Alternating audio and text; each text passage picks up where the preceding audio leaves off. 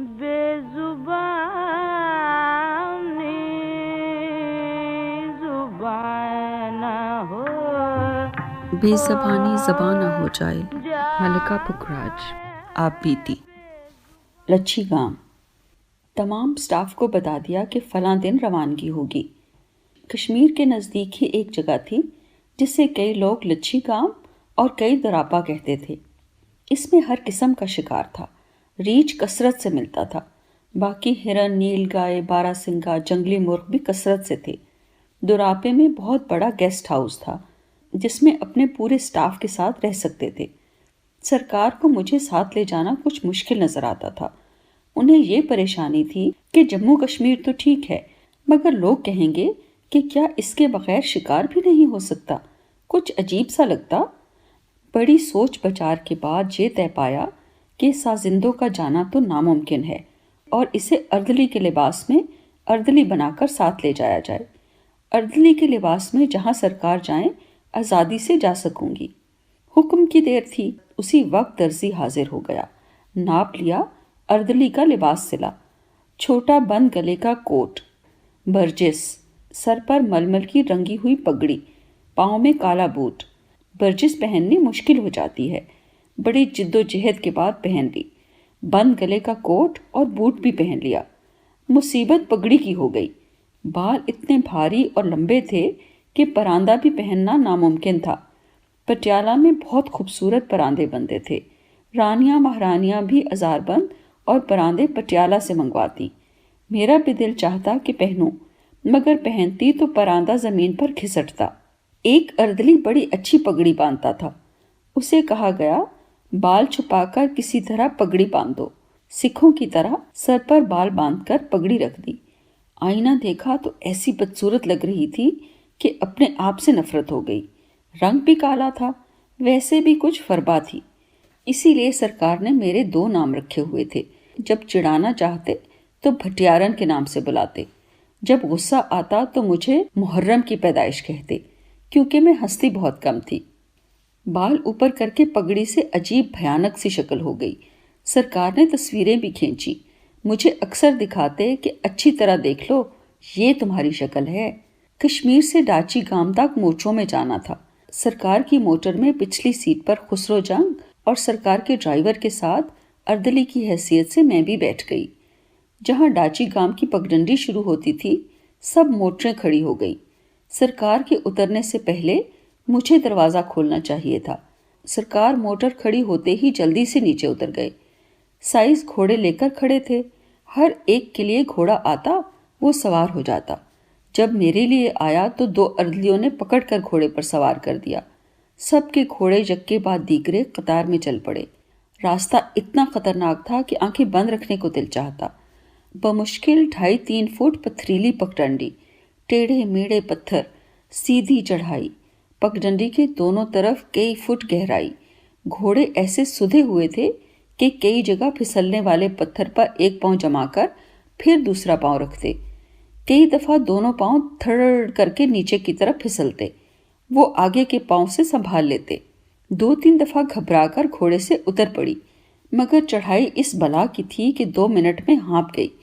راستہ اتنا لمبا تھا، معلوم ہوتا جیسے کبھی ختم نہ ہوگا۔ راستے میں ایسے خوبصورت منظر دیکھے جو کبھی نہیں بھول سکتے۔ پگڈنڈی کے دونوں طرف نیل گائیوں اور کالے ہرنوں کے غول نظر آئے۔ جہاں کہیں چھوٹا سا میدان نظر آتا، کالے ہرن نیل گائے نظر آتے اور بلا خوف 2-3 فٹ کے فاصلے پر کھڑے رہتے۔ جس وقت گھوڑے قریب پہنچتے تو فوراً مادہ ہرنیاں گول دائرہ بنا کر ہرنوں کو گول دائرے کے گھیرے میں لے لیتی اور بڑے اطمینان سے گھاس کھانا شروع کر دیتی۔ سرکار کا حکم تھا کہ کوئی شکاری مادہ پر گولی نہ چلائے۔ اول تو سرکار کے دوستوں کے علاوہ پرمٹ ہی نہ ملتی۔ جو باہر کے ملکوں سے شکاری آتے تھے ان کو پرمٹ ملتی تو 2-3 جانور سے زیادہ کی نہ ملتی۔ یہ جنگل صرف سرکار کے لیے مخصوص تھا۔ تمام جنگل پستے کے درختوں سے بھرا پڑا تھا۔ راستے میں ایک ریچھنی بھی دیکھی جو اپنے 5 بچوں کو دھوپ میں دودھ پلا رہی تھی۔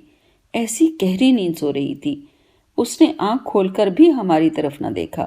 سب ماداؤں کو پتا تھا کہ ہمیں کوئی خطرہ نہیں۔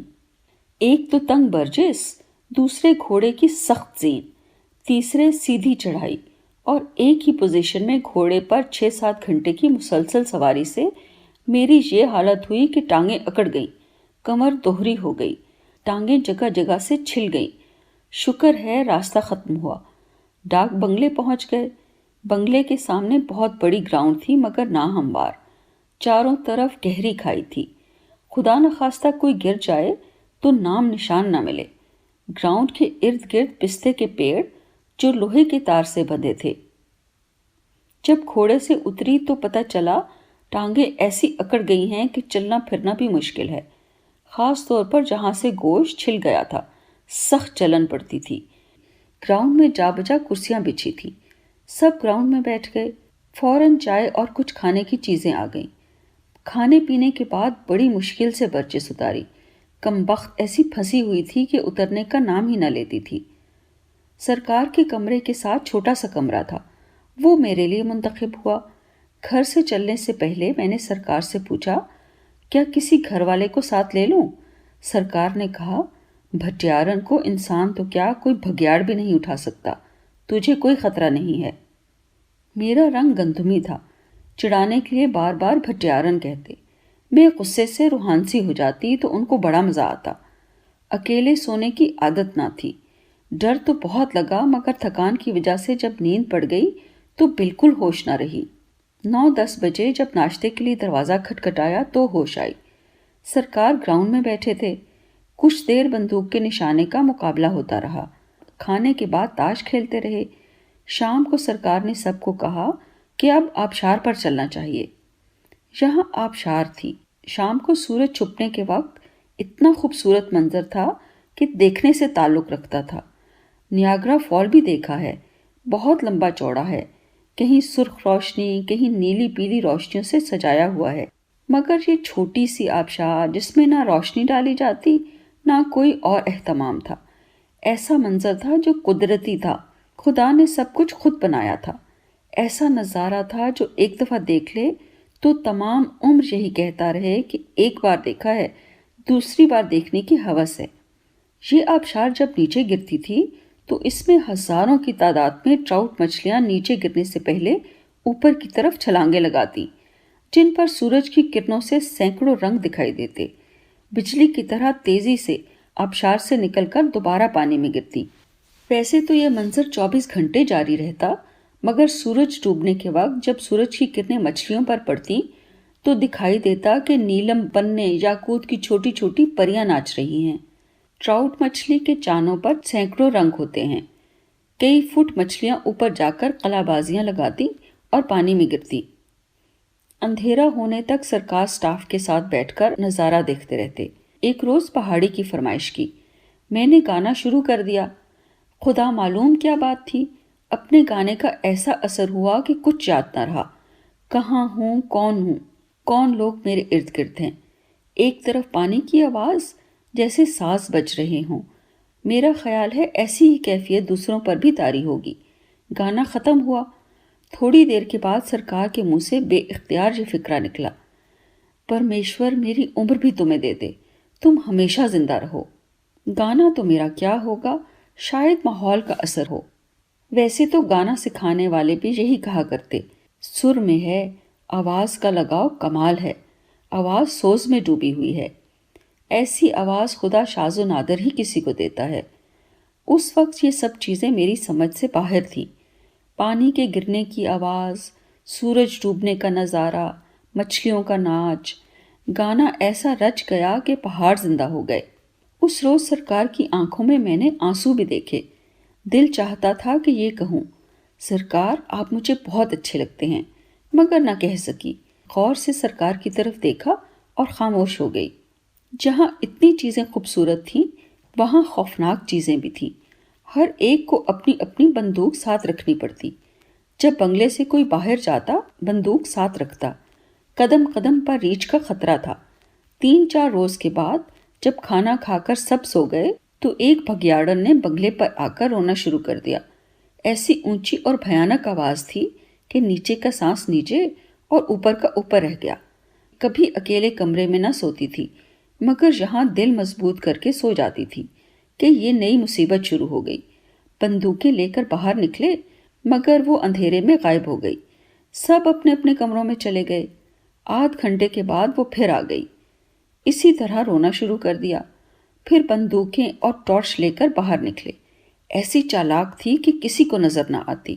تمام رات جاگ کر گزاری۔ دوسرے روز کھانا کھا کر سوئے بھی نہ تھے کہ وہ آ گئی۔ آج تو اتنے غصے میں تھی کہ رونے کے ساتھ ساتھ کھڑکیوں پر پنجوں کے ساتھ جھپٹتی۔ جب میری کھڑکی پر پنجہ مارا تو ایسا معلوم ہوا کہ وہ شیشہ توڑ کر اندر آ جائے گی۔ خوف سے دل اتنے زور سے ڈب ڈب کرتا کہ ہاتھ سے پکڑنا پڑتا۔ بار بار بندوقیں لے کر باہر جاتے۔ وہ دروازہ کھلتے ہی غائب ہو جاتی۔ 15 منٹ کے بعد پھر آ جاتی۔ رات جوں توں گزاری۔ کہاں میں دونوں طرف چارپائیاں بچھوا کر سونے والی، یہاں کمرے میں اکیلی اور ڈراؤنی آوازیں۔ شکر ہے کہ کھڑکی میں لوہے کی موٹی سلاخیں تھیں، ورنہ شیشہ توڑ کر اندر آ جاتی۔ نامراد اندھیرا ہوتے ہی ایسے حاضر ہوتی جیسے سپاہی ڈیوٹی پر آتا ہے۔ تمام دن یہی سوچتی رہتی کہ خدا معلوم آج رات کو کیا ہوگا۔ یہی دل چاہتا کبھی رات نہ پڑے۔ تیسری رات وہ پھر آ گئی۔ آج وہ ایسی غصے میں تھی اور اتنے زور سے پنجے مارے کہ دروازے کھڑکیاں ہلنے شروع ہو گئے۔ مجھ سے برداشت نہ ہوا۔ رات کے 2 بجے تھے۔ سرکار کے کمرے کا دروازہ جو میرے کمرے میں کھلتا تھا زور سے کھٹکھٹایا۔ دروازہ کھلا۔ میں ڈر سے تھر تھر کانپ رہی تھی۔ کوئی بات منہ سے نہ نکلی۔ کانپتے کانپتے صرف یہ کہا، میں اکیلی ہوں، اکیلی رہی تو مر جاؤں گی، مجھے اپنے کمرے میں سونے دیں، زمین پر سو جاؤں گی یا بیٹھی رہوں گی، اب اپنے کمرے میں بالکل نہیں سوؤں گی۔ کہنے لگے، میں اپنے کمرے کا دروازہ کھلا رکھتا ہوں، تمہیں ڈر نہیں لگے گا، کھڑکیاں لوہے کی ہیں، اسے بھیڑیا تو کیا شیر بھی نہیں توڑ سکتا، تم بے فکر ہو کر سو جاؤ۔ میں نے کہا، نہیں، میں آپ کے کمرے میں بیٹھی رہوں گی مگر اکیلی نہیں رہوں گی۔ 1 منٹ سوچنے کے بعد انہوں نے اپنے ADC کو بلایا اور کہا، تم اپنی چارپائی میرے کمرے میں لے آؤ اور اس کی چارپائی بھی میرے کمرے میں ڈال دو، یہ بہت ڈر گئی ہے۔ اردلی آئے اور انہوں نے بستر کر دیے۔ وہ رات بڑے آرام سے کٹی۔ ایسی گہری نیند آئی کہ 10 بجے تک سوتی رہی۔ تمام دن بڑے مزے سے گزرتا۔ 10-11 بجے سرکار گراؤنڈ میں بیٹھ جاتے۔ تمام سٹاف اور میں سب کی آنکھوں پر پٹی باندھ کر ایک چیز گراؤنڈ میں پھینک دیتے۔ جو شخص چیز ڈھونڈ لیتا اسے 100 روپیہ انعام ملتا۔ اندھوں کی طرح زمین پر ٹٹول ٹٹول کر چیز تلاش کرنے کی کوشش کرتے۔ صاحبزادہ نور محمد بہت موٹا تھا، اسے زمین پر بیٹھ کر ٹٹولنے میں بہت دقت ہوتی۔ کئی دفعہ بے ایمانی کر کے دیکھنے کی کوشش کرتا، ہنس ہنس کر برا حال ہو جاتا۔ میری عمر کے 2-3 اردلی تھے۔ کئی دفعہ مجھے اور ان کو کہتے کہ دوڑ کر فلاں درخت کو ہاتھ لگاؤ، جو سب سے پہلے ہاتھ لگائے گا اسے 20 روپے انعام ملے گا۔ دوڑ میں ان سے نہ جیت سکتی، انعام بھی ان کو ہی ملتا۔ کئی دفعہ دوڑ ہوئی، ایک دفعہ بھی نہ جیت سکی۔ کبھی تاش کھیلتے، مجھے صرف ٹرم پیس کھیلنا آتا تھا۔ ٹرم پیس میں کئی دفعہ سرکار ہیرا پھیری کی کوشش کرتے۔ میرا ساتھی تو کچھ نہ کہتا مگر میں فوراً کہہ دیتی، یہ غلط ہے، آپ نے پتہ پھینک دیا ہے، اب نہیں اٹھا سکتے، یہی پتہ پھینکنا ہوگا۔ تمام دن کچھ نہ کچھ کھیل تماشا رہتا۔ 3-4 مرتبہ شکار کھیلنے گئی جس میں ہرن اور 2-3 ریچھ مارے گئے۔ جب شکار جاتے میں بنگلے میں رہتی۔ شام کو گراؤنڈ میں لکڑیوں کا انبار بنا کر آگ لگا دیتے۔ جب لکڑیوں کے کوئلے بن جاتے تو سیخوں پر ہرن کے تکے لگا دیتے۔ الاؤ کے ارد گرد سب کرسیوں پر بیٹھ کر باری باری سیخ پکڑ کر تکے کھاتے۔ ہرن جیسے تکے کسی اور جانور کے نہیں ہوتے۔ واقعی پرانے قصے بادشاہوں کے جو مشہور تھے کہ بادشاہ تمام دن جنگل میں ہرن کی تلاش میں پھرتا رہتا، بڑی مشکل سے ہرن کا شکار کر کے اسی وقت آگ جلا کر تکے پکائے۔ ہرن کے تکے بڑے خستہ ہوتے ہیں۔ بادشاہ وہیں نمک مرچ لگا کر تکے کھا لیتا۔ ہنسی خوشی 15 دن گزر گئے۔ واپسی میں اسی طرح مردانہ لباس پہن کر کشمیر آ گئے۔ 2 ستمبر کو جموں آ گئے۔ میاں مولا بخش تلونڈی والے۔ جموں پہنچتے ہی سرکار نے حکم دیا، کسی اچھے خاں صاحب سے گانا سیکھو، گویے کی تنخواہ ریاست کی طرف سے ملے گی، گویا بہت اچھا ہو۔ بڑی پوچھ گچھ کے بعد پتہ چلا کہ اس وقت مانے ہوئے استاد مولا بخش ہیں، جن کا دور دور تک کوئی ثانی نہیں۔ میرے نانا تلونٹی گئے، ان کو بتایا آپ کی تنخواہ ریاست سے ملے گی۔ کہنے لگے ہمارے باپ دادا یا ہم نے کبھی کسی عورت کو نہیں سکھایا، آپ کہتے ہیں ملازمت ریاست کی ہوگی، میں سکھاؤں گا۔ میاں صاحب 2-3 دن کے بعد اپنے بھتیجے کو لے کر جموں پہنچ گئے۔ میاں مولا بخش 50 سال کے ہوں گے، بہت شریف، حلیم طبع، 5 وقت کے نمازی، عبادت گزار، سلجھے ہوئے انسان تھے۔ ان کی کوئی عادت دوسرے خان صاحبوں کی طرح نہ تھی۔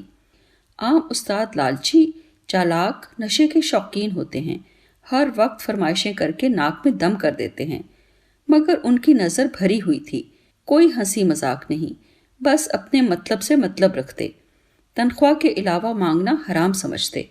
خدا نے آواز ایسی دی تھی، جس وقت سے شروع کرتے معلوم ہوتا کمرے کے چاروں طرف تان پورے چھڑ گئے ہیں، سب در و دیوار گونج اٹھتے۔ اللہ نے گلے میں مٹھاس کوٹ کوٹ کر بھری تھی۔ مجھ سے پوچھا تمہیں کون سا راگ پسند ہے؟ جے جے ونتی اور شنکھرا بہت پسند تھا۔ انہوں نے دونوں راگ شروع کروا دیے۔ آواز میں ایسا اثر تھا کہ میں کئی دفعہ یہ بھول جاتی کہ سیکھ رہی ہوں، ان کے ساتھ گانا چاہیے۔ انتظار کرتے کہ میں گاؤں، اس وقت ہوش آتا، ورنہ گانا سن کر ایسی کھو جاتی کہ نقل کرنا بھول جاتی۔ یہ گانا نہیں تھا، عبادت تھی۔ خان صاحب علی بخش پاگل، اللہ بخش اور میاں مولا بخش جیسی آج تک آوازیں نہیں سنی۔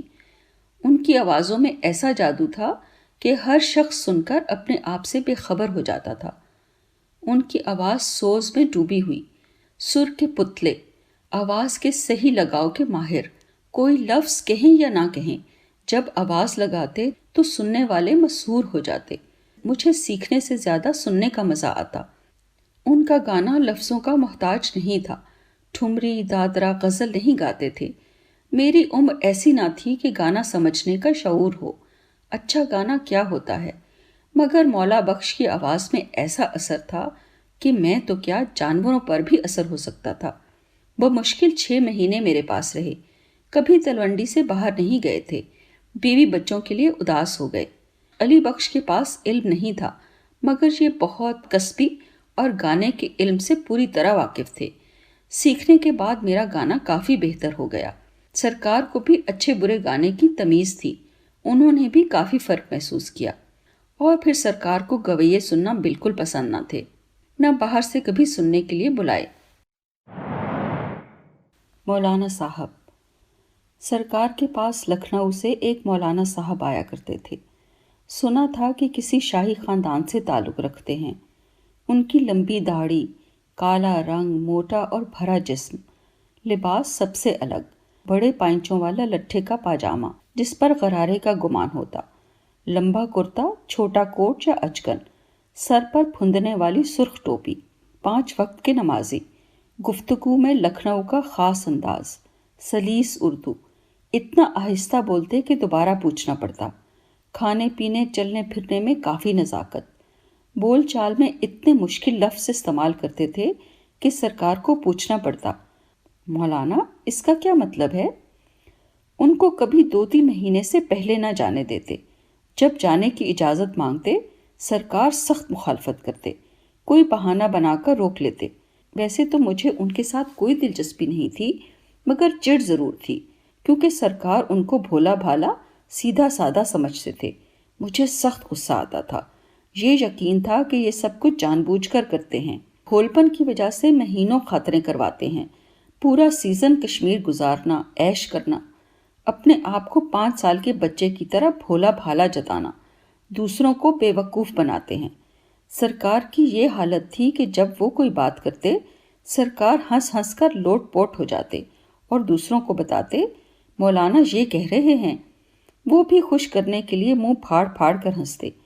صاحبزادہ نور محمد تو ویسے ہی ہر بات میں مذاق کا پہلو نکال لیتا۔ سرکار پیار سے نوری کہتے تھے، پسند بھی کرتے تھے۔ وہ ہمیشہ خوش باش، ہر ایک کے ساتھ ہنسی مذاق، اچھا باذوق، شعر و شاعری کو سمجھنے والا، فارسی مادری زبان تھی، ہر بات کی تہ کو پہنچ جانے والا، ہوشیار اور چالاک تھا۔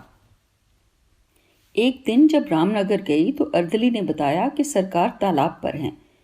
محل کے پاس ہی سرکار نے نہانے کے لیے تالاب، جس کی گہرائی 3 فٹ سے 8 فٹ تک تھی، بنوایا تھا۔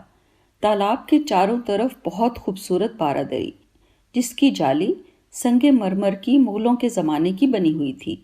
سنگ مرمر کے فرش پر چاروں طرف قالین اور کرسیاں بچھی تھیں۔ تالاب کی گہرائی کی طرف سیڑھیاں تھیں جن پر چڑھ کر چھلانگیں لگاتے تھے۔ تالاب میں گرم و سرد پانی کا انتظام تھا۔ جب تالاب پر پہنچی تو سرکار بما سٹاف کے بیدنگ کاسٹیوم میں بیٹھے مولانا سے باتیں کر رہے تھے۔ 1-2 دفعہ خسرو جنگ نے چھلانگ لگائی۔ کوئی مچھلی کی طرح تیرتا، کوئی ڈبکی لگا کر کافی دیر کے بعد پانی کے اوپر آتا، کوئی مردے کی طرح بغیر ہاتھ پاؤں ہلائے تیرتا۔ پانی شیشے کی طرح صاف تھا، تنکا بھی پھینکو تو دکھائی دیتا۔ مولانا کرسی پر بیٹھے تماشا دیکھ رہے تھے۔ جب کوئی چھلانگ لگاتا تو خوش ہو کر سبحان اللہ کہتے، جب کوئی نیچے ڈبکی لگاتا تو ان کا سانس رک جاتا، پریشان ہو کر دیکھتے رہتے۔ جب پانی کے اوپر آتا تو بچوں کی طرح خوش ہو کر تالیاں بجاتے۔ سرکار نے خوش دیکھ کر پوچھا، کیا آپ کو تیرنا آتا ہے؟ مولانا نے بڑے اطمینان سے جواب دیا، ہاں۔ اردلی کو حکم دیا، فوراً بیدنگ کاسٹیوم لاؤ، مگر وہ اتنے موٹے تھے کہ کوئی کاسٹیوم پورا نہ آیا۔ درزی بلایا، اس نے 10-15 منٹ میں پتلون کے پائنچے کاٹ کر بنا دیا۔ مولانا بمشکل فٹ ہو گئے۔ اس لباس میں کچھ عجیب معلوم ہوتے، نہ انسان دکھائی دیتے نہ حیوان، چھوٹا سا گوریلا لگتے تھے۔ چھوٹا سر، عجیب قسم کا پیٹ، موٹے بے ڈول بازو، کالا رنگ، دیکھ کر ہنسی بھی آتی اور نفرت بھی، دیکھ کر عجیب قسم کا احساس ہوتا۔ مولانا جب تیار ہو گئے تو سرکار نے کہا، جائیے نہائیے۔ کہنے لگے، جو حکم۔ مولانا بڑے آرام سے ہمارے دیکھتے دیکھتے سیڑھیاں چڑھ کر کھڑے ہو گئے۔ سب مولانا کی طرف دیکھ رہے تھے۔ مولانا نے سب سے اجازت لی، پوچھا، کود جاؤں؟ سب نے خوشی خوشی کہا، ہاں ہاں۔ مولانا کود گئے، سیدھا پانی کے نیچے چلے گئے۔ 1-8 منٹ تو کسی کو پتہ نہ چلا۔ جب پانی ساکت ہو گیا تو دیکھا مولانا چاروں خانے چت اوندھے منہ زمین پر پڑے ہیں۔ پانی بٹ بٹ کر رہا ہے۔ تھوڑی دیر تک تو کسی کو خیال ہی نہیں آیا کہ مولانا ڈوب گئے ہیں، مگر جب دیکھا تو مولانا بغیر ہلے جلے سپاٹ پڑے تھے۔ سب میں افراتفری مچ گئی، سب پانی میں کود گئے، ان کو پانی کے اوپر لائے۔ تالاب سے باہر نکالنا مشکل تھا۔ اردلی اور سٹاف مل کر نکالنے کی کوشش کرتے رہے، مگر پاؤں پھسل جاتا۔ مشکلوں سے گھسیٹ کر باہر نکالا، اوندھے منہ فرش پر لٹا دیا۔ وہ بالکل بے ہوش تھے۔ تھوڑی دیر میں ڈاکٹر آ گیا۔ پیٹ کے نیچے سخت چیز رکھی، پیٹ پر چڑھ کر پورے زور سے پیٹ کو دبایا، گڑ گڑ کر کے منہ سے پانی نکلا۔ ڈاکٹر ہاتھ پاؤں بھی ہلاتا رہا۔ سب مختلف قیاس آرائیاں کر رہے تھے۔ جب پانی میں کودے ہیں تو سر کو چوٹ لگی ہوگی، اس لیے اوپر نہیں آ سکے۔ ہر ایک فکر مند تھا، دعائیں مانگ رہے تھے کہ جان سے بچ جائیں۔ خاص طور پر سرکار بہت پریشان تھے۔ 10 منٹ کے بعد ہاتھ پاؤں ہلنے شروع ہوئے۔ چہرے کا رنگ بدلا ہوا تھا، رنگ کالا تھا اور زرد رنگ مل کر عجیب رنگ نظر آتا تھا۔ رنگ بھی آہستہ آہستہ بدلنا شروع ہوا اور پورا ہوش آ گیا۔ سب نے پکڑ کر کرسی پر بٹھا دیا۔ سرکار نے ہوش آتے ہی پوچھا، جب آپ نے چھلانگ لگائی تھی آپ نیچے جا کر اوپر کیوں نہ آئے؟ کہنے لگے، آپ نے کہا کود جاؤ، میں کود گیا، پھر کچھ پتہ نہیں۔ سرکار نے کہا، تیرنا آتا ہے؟ کہنے لگے، نہیں۔ میں نے سوچا جیسے آپ کر رہے ہیں میں بھی کروں گا، کون سی مشکل چیز ہے؟ اس روز مجھے یہ معلوم ہوا واقعی مولانا بھولے اور معصوم ہیں، ورنہ میں ہمیشہ مکار اور فریبی سمجھتی تھی۔ ڈاکٹر نے بتایا کہ اگر 1 منٹ بھی پانی میں اور رہتے تو بچنا ناممکن تھا۔ بعد میں کئی دن مذاق بنا رہا۔ جب سرکار چھیڑتے وہ بڑی معصومیت سے جواب دیتے، آپ سب نے فرمایا کود جاؤ، میں کود گیا۔ سرکار بھی بہت عزت کرتے تھے، ہر چیز میں ان کا خیال رکھتے، اگر کھانے میں دیر ہو جائے تو انتظار کرتے۔ ہولی کے دربار کے لیے الگ ڈریس بنتا تھا۔ ہولی سے پہلے مجھے اور سازندوں کو کپڑے مل جاتے، سفید ململ کی پشواز، ململ کا دوپٹہ، سازندوں کی سفید اچکنے اور پاجامے، سفید پگڑیاں، اسی طرح سرکار کا اور درباریوں کا لباس ہوتا۔ ہولی کے دن منڈی میں چبوترے پر چاروں طرف مختلف رنگوں سے بھری ہوئی بالٹیاں اور پچکاریاں، پاس ہی گلال کی چھوٹی چھوٹی پہاڑیاں بنا دیتے تاکہ جس کو رنگ یا گلال کی ضرورت پڑے استعمال کر سکے۔ سرکار دربار میں جب بیٹھ جاتے 10 منٹ تک میرا گانا ہوتا۔ ایک درباری سرکار پر رنگ پھینکتا، پھر سب درباری آپس میں رنگ پھینکنا شروع کر دیتے۔ ایک دوسرے پر اتنا گلال پھینکتے معلوم ہوتا گلال کا بادل چھا گیا ہے۔ میں تو ایک ہی جگہ کھڑی رہتی۔ دربار میں ہولی ہی گائی جاتی۔ ہولیوں کی بندشیں بھی بڑی خوبصورت ہوتی ہیں۔ ہوری کا انداز بالکل ٹھمری کی طرح ہوتا ہے۔ ہوری ابھی ختم بھی نہ ہوتی کہ سب کی آپس میں کشتیاں شروع ہو جاتی۔ ابھی گا رہی تھی کہ کسی نے رنگ پچکاری پھینکی۔ میں نے ہاتھ سے منہ ڈھانپ لیا۔ جس کا دل چاہتا رنگ اور گلال پھینک جاتا۔ مجھے صرف بالوں کا بھیگنا برا لگتا تھا۔ بال گھنے اور لمبے تھے، پاؤں تک تھے۔ بالوں سے بڑی نفرت تھی۔ مختلف رنگوں کی سینکڑوں پچکاریاں پڑیں۔ ہر ایک کا منہ نیلا، پیلا، لال، کالا ہو گیا۔ کوئی ایک دوسرے کو پہچان نہ سکتا۔ سب کے منہ ڈراؤنے دکھائی دیتے۔ سرکار کا تو برا حال تھا۔ ہر درباری کی خواہش تھی کہ سرکار پر پچکاری پھینکے۔ ہولی کا تہوار 1 مہینہ پہلے شروع ہو جاتا۔ ہندو مسلمان مل کر تہوار مناتے۔ ہندو مسلمانوں پر رنگ پھینکتے، مسلمان ہندوؤں پر۔ تمام دن ہر گلی کوچے بازار میں یہ کھیل جاری رہتا۔ جہاں کوئی صاف ستھرے کپڑے پہن کر گزرتا، لڑکے رنگ کی بالٹی لے کر چھپتے چھپاتے اسے رنگ میں نہلا دیتے۔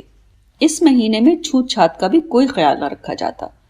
یہ صرف مہاراج ہری سنگھ کے زمانے میں ہی نہیں، پرتاپ سنگھ کے زمانے میں بھی ایسے ہی ہولی منائی جاتی تھی۔ جب لڑکے کسی پر رنگ پھینکتے یا منہ نیلا پیلا کرتے تو تمام بازار ہنستے ہنستے لوٹ پوٹ ہو جاتا۔ کئی دفعہ ایسا بھی ہوتا کہ گزرنے والے کو پتہ چل جاتا کہ کوئی رنگ پھینکنے آ رہا ہے۔ اس نے فوراً دوڑ لگا دینی۔ پیچھے پیچھے رنگ والا، آگے آگے وہ۔ بازار والے شاباش کے نعرے لگاتے، بس جانے نہ پائے۔ دوڑ اتنی لمبی ہو جاتی کہ بازار کے آخر تک جا کر رنگ پھینکنے میں کامیاب ہوتا۔ سوال ہار جیت کا ہوتا۔ سب کی ہمدردی رنگ پھینکنے والے کے ساتھ ہوتی۔ سب کی یہی خواہش ہوتی کہ گزرنے والا بچ کر نہ جائے، گھر جا کر یہ نہ کہہ سکے کہ فلاں بازار سے بچ کر نکل آیا ہوں۔ منہ پر ملنے کے رنگ میں کوئی ایسی آمیزش کرتے، منہ دھونے کے بعد بھی 1-2 دن رنگ نہ اترتا۔ کئی دفعہ اچھے بزرگ لمبی دھاڑیوں والوں کو بھی نہ بخشتے۔ ان پر رنگ ڈالتے تو وہ ناراض ہو کر برا بھلا کہتے۔ تمام بازار لڑکوں کی ہمدردی میں بول پڑتا، کون سی قیامت آ گئی ہے، سال کے بعد تہوار آتا ہے، بچوں کی خوشی ہے، آپ بھی ہنسو، زندگی لمبی ہو جائے گی۔ ہولی کا تمام مہینہ کھیل تماشوں میں گزرتا۔ بچے، جوان، بوڑھے، ہندو مسلمان مل کر تہوار مناتے۔ ہر شخص آئندہ کے لیے نئی نئی ترکیبیں سوچتا۔ جتنی دیر تک موسم اچھا رہتا سرکار باہر سوتے۔ جموں کی رات بہت ٹھنڈی ہوتی۔ 8 بجے سے لے کر صبح 10 بجے تک ایسی تیز ہوا چلتی جس سے مچھر نہ رہتا۔ گانا ختم ہوتے ہی اردلی سرکار کی چارپائی قالین پر لگا دیتا۔ دیسی پلنگ پر دودھ کی طرح سفید ولائتی چادر، چاندی کے پائے، چاروں پایوں پر سرخ ڈورے میں سیج بند۔ سیج باندھنے کی خاص ترکیب ہوتی ہے۔ سرکاری محکمہ فراش خانہ جن کا کام قالین، دریاں، چادریں بچھانا تھا، وہی سیج بند باندھتے۔ سیج بند باندھنے سے چادر میں سلوٹ نہیں پڑ سکتی، مگر باندھنے کی ترکیب خاص تھی۔ کئی دفعہ سوچا کسی فراش سے سیکھوں، چاندی کے سیج بند بنوا لیے، کئی دفعہ باندھ کر سوئی۔ جب چارپائی پر لیٹتی تو کھل جاتے۔ گانٹھ دینے کی خاص ترکیب تھی۔ فراشوں کا گھر بھی ہمارے پاس ہی تھا۔ یہ سوچ کر کہ یہ کہیں گے کیا دماغ خراب ہوا ہے، سیج بند کے بغیر اب سو بھی نہیں سکتی، کل کیا تھی اور آج کیا ہے۔ خدا معلوم کوئی سوچتا یا نہ سوچتا، مگر میں نے یہ سوچ کر نہ سیکھا۔ سیج بند آج بھی چاندی کے میرے پاس ہیں۔ جب چارپائی آ جاتی سرکار بیٹھ کر 1.5 گھنٹہ باتیں کرتے۔ جب نیند آتی کہہ دیتے جاؤ سو جاؤ۔ عام طور پر 11 بجے سو جاتے تھے، کبھی کبھار 12 بجے، ورنہ دیر سے سونے کے عادی نہیں تھے۔ بہت مزیدار واقعہ ہوا۔ سازندے بھی ریاست کے ملازم تھے۔ سرکار نے حکم دیا کہ جس رنگ کی ساڑی پہنو وہ بھی وہی رنگ پہنے۔ انہیں 4 وردیاں گرمیوں میں اور 4 سردیوں میں ملتی تھیں۔ گرمیوں میں 4 ململ کی پگڑیاں، 4 ململ کے انگرکھے، 4 کمر کے دوپٹے، پاجامے، 4 کالے پمپ، جرابیں۔ سرکار کے کچھ مہمان باہر سے آئے. پہلے تو بڑے ہلکے رنگوں کی ساڑیاں باندھتی رہی, کسی نے نوٹس نہ لیا. اس روز میں نے انابی رنگی جو سیاہی پر سرخ ہوتا ہے. تبلے والے کا رنگ گندمی تھا مگر سارنگی والے سیاہ فام تھے. گراؤنڈ میں قالین بچھے تھے, دوسری طرف کھانے کی چیزیں سجی تھی. کھانا ختم ہوا, سب اپنی اپنی سیٹوں پر بیٹھ گئے. سازندوں کو بلایا گیا. سر سے لے کر پاؤں تک گہرے سرخ رنگ میں رنگے ہوئے, بالکل بھوتنے لگ رہے تھے.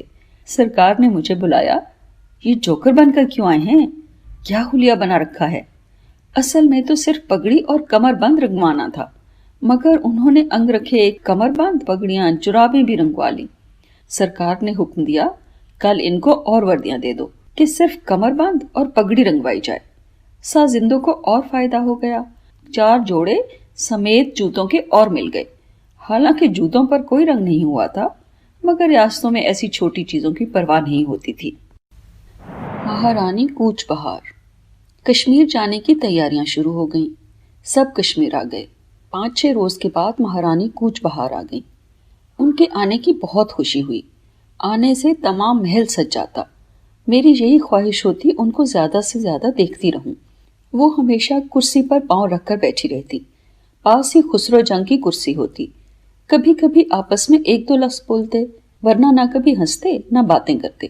ایسے معلوم ہوتا جیسے کسی گہری فکر میں ڈوبے ہوئے ہیں, بالکل دنیا سے بے خبر, ارد گرد کے ماحول سے لا تعلق. جتنی دیر وہاں رہتی ان کو اسی حالت میں دیکھتی. کبھی کبھی بروکیٹ کے پر سے چاندی کی چھوٹی سی ڈبیا نکالتی اور چھالیا یا الائچی خاص انداز سے منہ میں ڈالتی. کسی وقت خسرو جنگ کو بھی کھانے کے لیے دیتی. ایک دوسرے میں ایسے محو ہوتے, انہیں بالکل پتہ نہ چلتا کون ہنس رہا ہے, کون رو رہا ہے, کون گا رہا ہے, کون کیا کر رہا ہے. ہر وقت ایک دوسرے میں ایسے کھوئے رہتے, کسی چیز کی خبر نہ ہوتی. خسرو جنگ کے نقش و نگار اچھے تھے, مگر بہت زیادہ دبلے ہونے کی وجہ سے اچھے نہیں لگتے تھے. اتنے دبلے تھے کہ ہڈیوں کا ڈھانچہ نظر آتے. مہارانی کی چال ڈھال, ہنسنے کا انداز, گفتگو کا طریقہ, نیم مسکراہٹ جو کسی کو مخاطب کرنے سے چہرے پر آتی, غضب ڈھاتی تھی. بال بنانے کا مغربی طریقہ, پرانی وضع کا جوڑا, میک اپ ایسا کہ کسی کو پتہ ہی نہ چلتا کہ میک اپ کیا ہوا ہے. گالوں پر ایسے سرخی لگاتی جیسے اپنے گالوں کی چمک ہو. آنکھیں اتنی خوبصورت تھیں کلیجہ نکالنے والی. ہاتھ اتنے خوبصورت جیسے کسی مصور نے بنائے ہوں.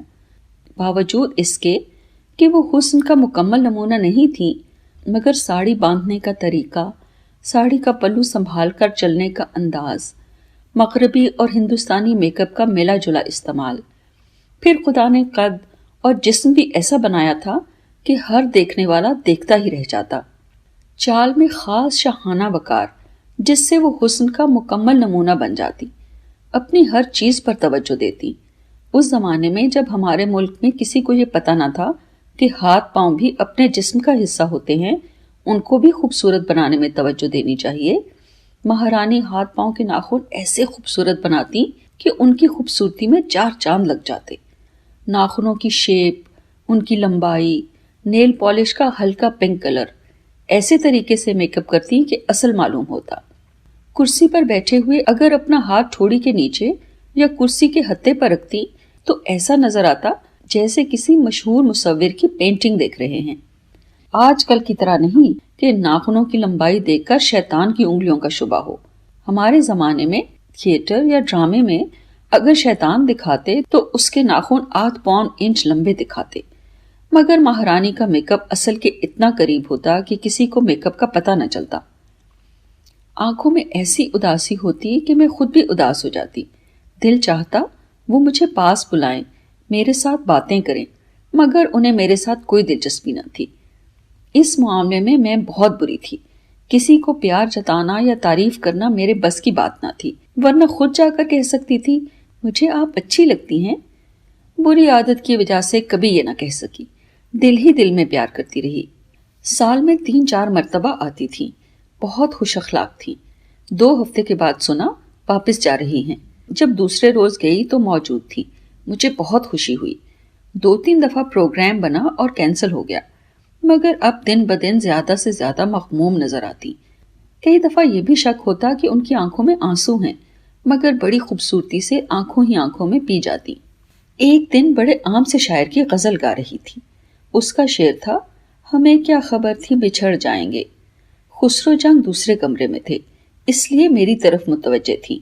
تھوڑی دیر غور سے سنتی رہی، پھر جلد ہی اٹھ کر اندر چلی گئیں۔ تھوڑی دیر کے بعد دوبارہ آ کر کرسی پر بیٹھ گئیں۔ فرمائش کی، ابھی جو غزل آپ گا رہی تھی دوبارہ گائیں۔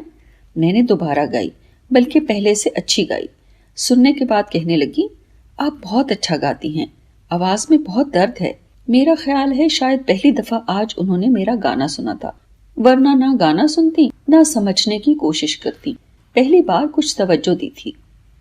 دوسرے روز واپس چلی گئیں۔ ان کے جانے کے بعد سرکار خسرو جنگ کو بار بار کہتے، دوست ہنسو، تم کو کیا ہو گیا ہے؟ خسرو جنگ خوش رہنے کی بہت کوشش کرتے مگر کامیاب نہ ہوتے۔ سرکار سے 1 مہینے کی چھٹی لی اور حیدرآباد دکن چلے گئے۔ واپس آ کر پھر ویسے ہی ہنسمکھ نظر آتے تھے، شاید اپنے آپ پر قابو پا لیا تھا۔ سرکاری شکار۔ سرکار کو بچپن سے ہی شکار کا شوق تھا۔ کشمیر آتے ہی مرغابی کا شکار شروع ہو گیا اور مشغول ہو گئے۔ کشمیر میں ڈل لیک گہرا ہے اور بہت لمبا چوڑا، اوپر سے پانی ساکت، نیچے دریا کی طرح تیز پانی بہتا، دور سے دیکھو تو سمندر کی طرح دکھائی دیتا۔ ڈل میں ہر سال کروڑوں کی تعداد میں مرغابی اور نیل سر آتے تھے۔ شکار عجیب طریقے سے کھیلتے، 40-50 چھوٹی چھوٹی کشتیاں ٹہنیوں اور پتوں سے بھر دیتے۔ 2-2 3-3 شکاری پتوں میں چھپ کر بیٹھ جاتے۔ ڈل مرغابیوں سے بھرا ہوتا، کشتیوں کو بغیر چپو کے ڈل میں دھکیل دیتے۔ ایک کشتی میں سرکار بیٹھ جاتے۔ جب کشتیاں آہستہ آہستہ چل کر ڈل کے درمیان پہنچتی، مرغابیاں یہ سمجھ کر کہ ٹہنیاں بہہ رہی ہیں آرام سے بیٹھی رہتی۔ یکدم چاروں طرف سے فائر شروع ہو جاتے۔ ایک ایک فائر سے ہزاروں مرغابیاں گرتی۔ فائروں کے بعد جب مرغابیاں اڑتیں تو سورج چھپ جاتا، معلوم ہوتا بادل چھا گیا ہے۔ پھر اڑتی مرغابیوں پر فائر شروع ہوتے، ایک ایک فائر سے کئی مرغابیاں گرتی۔ ہر شکاری 5-6 ہزار شکار کر لیتا۔ 2-4 گھنٹے مرغابیوں کو پانی سے نکالنے میں صرف ہو جاتے۔ کنارے پر مرغابیوں اور نیل سروں کے ڈھیر پہاڑ بن جاتے۔ یہ سب کچھ دیکھ کر مجھے کوئی خوشی نہ ہوتی بلکہ دکھ ہوتا۔ نیل سر کے پروں کا رنگ اتنا خوبصورت ہوتا ہے، رنگوں میں خدا نظر آتا ہے۔ ذہنی طور پر مجھے بالکل پسند نہ تھا کہ ان بھولے بھالے پرندوں کے ساتھ اس طرح دھوکہ کریں، بلا ضرورت تعداد بڑھانے کے لیے لاکھوں جانیں تلف کریں۔ شام کو تمام سٹاف میں شکار بانٹ دیا جاتا۔ ہر ایک کے حصے میں سینکڑوں مرغابیاں اور نیل سر آتے۔ خدا معلوم وہ کھاتے یا ضائع کرتے، کیونکہ اس زمانے میں ڈیپ فریزر کا نام و نشان نہ تھا۔ مجھے مرغابی نیل سر بالکل پسند نہ تھی۔ مجھے اس کے گوشت سے بو آتی تھی، جسے لوگ فلیور کہتے تھے۔ ہمارے گھروں میں سوائے سازندوں کے کوئی نہ کھاتا، اڑوس پڑوس میں بانٹ دیا کرتے تھے۔ البتہ جب سرکار تیتر، چکور اور سسی کا شکار بھیجتے، میں بڑی شوق سے کھاتی۔ کئی دفعہ شیر، چیتے، ریچھ کے شکار پر بھی ساتھ لے جاتے۔ بڑا شکار ہمیشہ مچان پر کھیلا جاتا ہے۔ مچان اتنا اونچا ہوتا ہے جہاں شیر چھلانگ نہ لگا سکے۔ 200-300 آدمی ہاتھ میں چھوٹی چھوٹی لکڑیاں لے کر جھاڑیوں پر مارتے جاتے ہیں، ساتھ ہو ہو کی آوازیں لگاتے ہیں اور مچانوں کی طرف آنا شروع کر دیتے ہیں۔ آہستہ آہستہ ہانکے والے دائرہ تنگ کرتے جاتے ہیں۔ اس سے تمام جانور جھاڑیوں سے بھاگ کر مچان کی طرف دوڑتے ہیں۔ جس شکاری کی زد میں جانور آ جائے، اگر شکاری کا نشانہ اچھا ہو تو مار لیتا ہے، ورنہ جانور آگے بھاگ جاتا ہے۔ ایک شکار میں بڑا دلچسپ واقعہ ہوا۔ 12-13 مچان تھے۔ ایک مچان پر 3 ADC جن کے نام دیوی چند، انچل سنگھ اور صاحبزادہ نور محمد تھے، بیٹھے تھے۔ صاحبزادہ نے صاف کہہ دیا کہ مجھے تو شکار وکار کھیلنا نہیں آتا، میں صرف دیکھنے کے لیے بیٹھوں گا۔ میں، سرکار، خسرو جنگ اور ایک اردلی کے ساتھ مچان پر بیٹھی تھی۔ ہانکا شروع ہوا۔ آہستہ آہستہ ہانکے والے نزدیک آتے گئے۔ سخت تاکید تھی کہ خبردار سانس کی بھی آواز نہ آئے، نہ کھانسنا، نہ بات کرنا۔ ذرا بھی آواز آئی تو آئندہ کبھی شکار پر نہیں لائیں گے۔ ان کو یہ غلط فہمی تھی کہ مجھے شکار بہت پسند ہے، صرف یہاں تک پسند تھا، مگر مرنے مارنے میں کوئی دلچسپی نہ تھی۔ ہمارے مچان کے سامنے ایک جانور بھی نہ گزرا، مگر ساتھ والے مچان سے عجیب قسم کی آوازیں شروع ہو گئیں۔ ہانکا بالکل قریب تھا۔ ہمارے مچان پر کوئی ایک دوسرے سے بات بھی نہیں کر رہا تھا کہ شاید کوئی جانور ادھر سے گزرے، آواز سن کر پلٹ نہ جائے۔ دوسرے مچان سے آوازیں بدستور آ رہی تھی۔ کسی کی سمجھ میں نہ آتا تھا کہ کیا ہو رہا ہے۔ جتنی دیر تک مچان پر سیڑھی نہ لگے کوئی مچان سے اتر نہیں سکتا۔ آدھ گھنٹے تک زور زور سے بڑی بھیانک آوازیں آتی رہیں۔ سب دم بخود ہو گئے۔ کیسی آوازیں ہیں؟ کیا ہو رہا ہے؟ مچان اتنی دور تھا کہ پتہ ہی نہ چلتا، مگر کراہنے کی، کبھی لوگوں کے باتیں کرنے کی کوئی اندازہ نہیں تھا کہ کیا ہو گیا ہے۔ کچھ دیر کے بعد سیڑھی آ گئی، ساتھ ہی صاحبزادہ نور محمد آ گیا۔ سیڑھی سے نیچے اترے۔ صاحبزادہ نے بتایا کہ دیوی چند اور انچل سنگھ کو ریچھ نے بری طرح زخمی کر دیا ہے۔ اس نے بتایا کہ آپ کو تو پتا ہے کہ میں شکار نہیں کھیلتا، صرف دیکھنے کے لیے بیٹھا تھا۔ ہانکے میں ریچھ نکلا، بہت قریب آ گیا۔ میں چلایا، فائر کرو، مگر یہ سکتے کی حالت میں دیکھتے رہے، حتیٰ کہ ریچھ نے مچان پر چڑھنا شروع کر دیا۔ میں بار بار شور مچاتا رہا، او پشت پناہ، فائر کرو، بندوق چلاؤ۔ یہ ایسے خاموش بیٹھے رہے جیسے کسی نے میسمرائز کر دیا ہو۔ ایسا معلوم ہوتا تھا کہ یہ بے ہوش ہو گئے تھے۔ جتنی دیر میں وہ اوپر پہنچا 20 دفعہ بندوق چلا سکتے تھے، مگر انہوں نے تو لبلبی نہ دبانے کی قسم کھا رکھی تھی۔ ریچھ اوپر چڑھا اور دونوں کو بندوق سمیت نیچے گرا لیا۔ میرے پاس صرف پستول تھا۔ میں نے ریچھ کا نشانہ لے کر فائر کر دیا۔ ریچھ ان کے اوپر تھا، نشانہ ٹھیک لگا، ان کی زندگی تھی کہ بچ گئے۔ اتنی دیر میں ہانکے والے بھی آ گئے۔ ریچھ کو ان پر سے اتارا، چارپائیوں پر ڈال کر دونوں کو ہسپتال پہنچایا۔ دونوں بری طرح زخمی تھے۔ 10-15 روز کے بعد ہسپتال سرکاری بوٹ ہاؤس میں تبدیل کر دیا گیا، جو سرکار کی دریا والی کوٹھی کے نزدیک تھے۔ 2-3 بار میں بھی سرکار کے ساتھ بیمار پرسی کے لیے گئی۔ صاحبزادہ بھی ساتھ ہی ہوتا۔ وہ یہ کہتا، او پشت پناہ، کیا ریچھ کے ساتھ تمہاری رشتہ داری تھی جو تم نے بندوق نہ چلائی؟